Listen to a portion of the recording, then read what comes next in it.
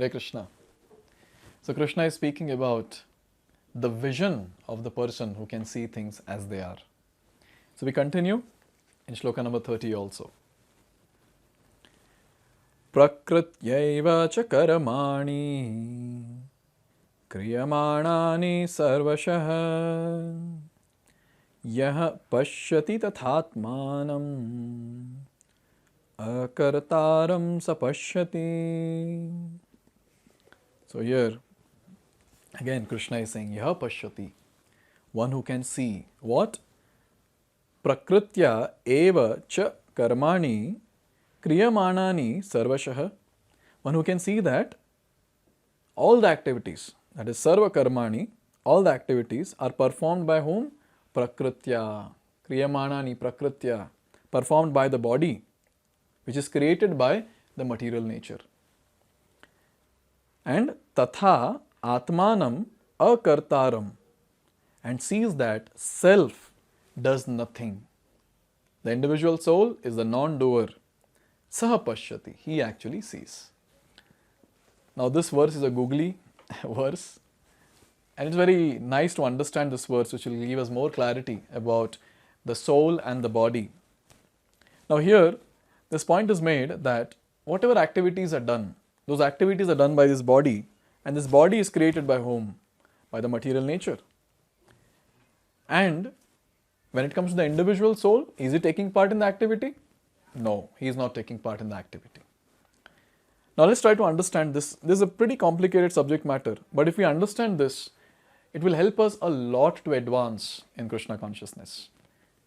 Here it is said that this body is made by material nature under the direction of the super soul.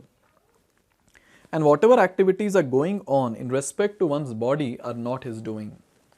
Whatever one is supposed to do, either for happiness or for distress, one is forced to do because of the bodily constitution.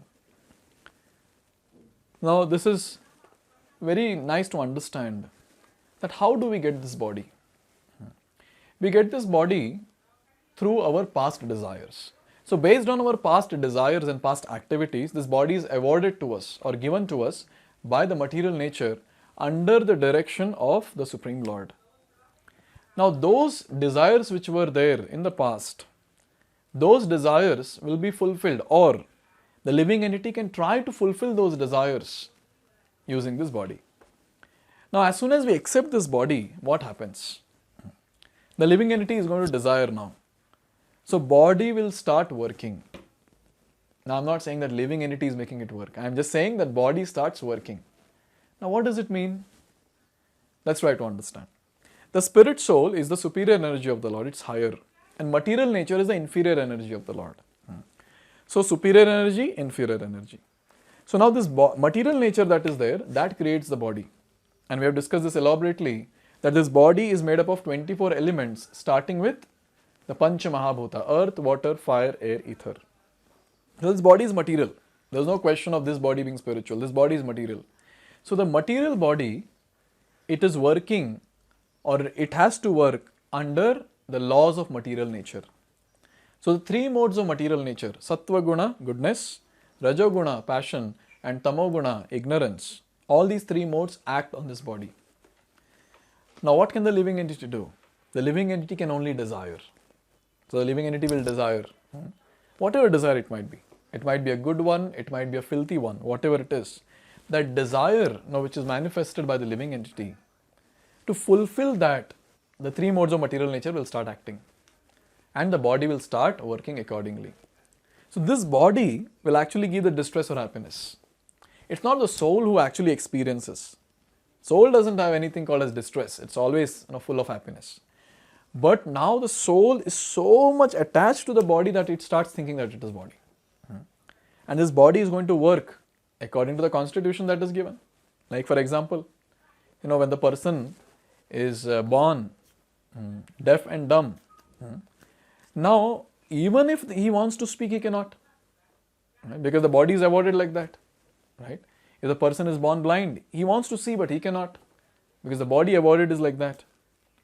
Now a dog, maybe it might want to talk to its master in the language which the master speaks, but can it talk? No, because the body awarded is like that.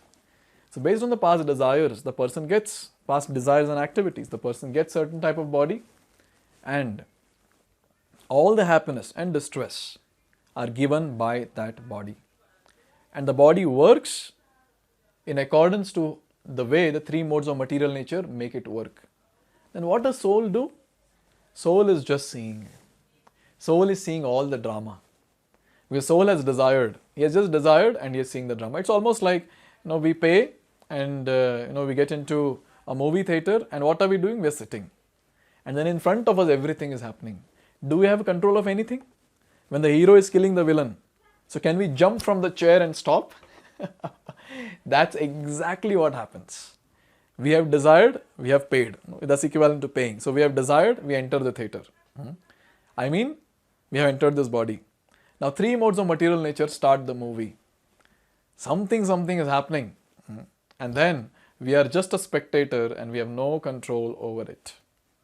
Our only control is the desire. But you know what? Our desires are very contaminated.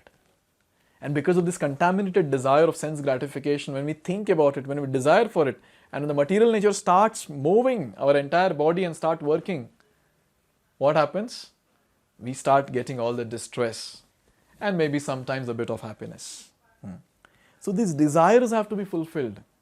Here it is given that practically speaking, the body is a machine designed by the Supreme Lord to fulfill desires. Because of desires, one is put into difficult circumstances to suffer or to enjoy.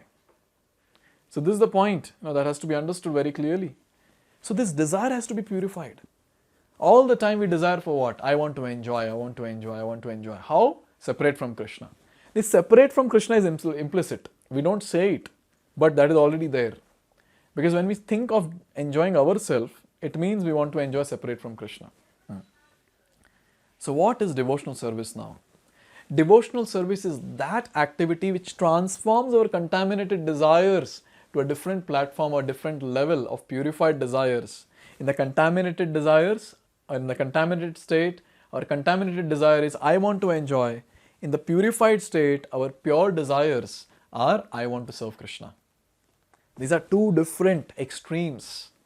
And devotional service is so powerful that it takes the person from one end and it places the other and places on the other end. So we have to purify our desires. We have to. Or else it will be very difficult. Because we will go through the sufferings, distress and everything, and we'll have no control over it. And I'm sure all of us have experienced that whenever any distress comes, suffering comes, we have no control at all. No control at all. Why? This is the reason. Very clearly Krishna is telling this in Bhagavad-gita.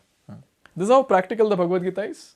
So when we understand things, then we can see, when we understand that some disease is there and we understand where is the root, then we can work on the root. That's what Bhagavad-gita gives us. It tells us what is the root, what is the problem. And then, hearing that, then we have to start working on the problem. So every single day when we are chanting, Hare Krishna, Krishna Krishna, Hare Hare, Hare Ram, Ram Ram, Hare Hare, the transformation is taking place. Transformation of contaminated desire to pure desire is taking place. With every single Mahamantra it is happening. Maybe we will not be able to experience immediately, but with time, with years of chanting, we'll be able to experience that how my contaminated desires are now changed to pure desires. And even that pure state, when by mistakenly, because of past samskara, when we get some contaminated thought, desire, at that time we start spitting at that thought that why am I thinking this at this point of time? This will be the transformation that will take place. The same contaminated desire which we were enjoying some point of time in our life, now we start spitting at that thought of desiring something like that. Now whoever sees this, a person who sees this, that no, the body is working, not the soul, such a person is actually seeing. This is what Krishna is telling in this shloka. He continues the same theme to tell us more elevated vision of the person who is seeing things as they are. So let's continue seeing these different verses in the next video. Hare Krishna. Hare Krishna, Hare Krishna.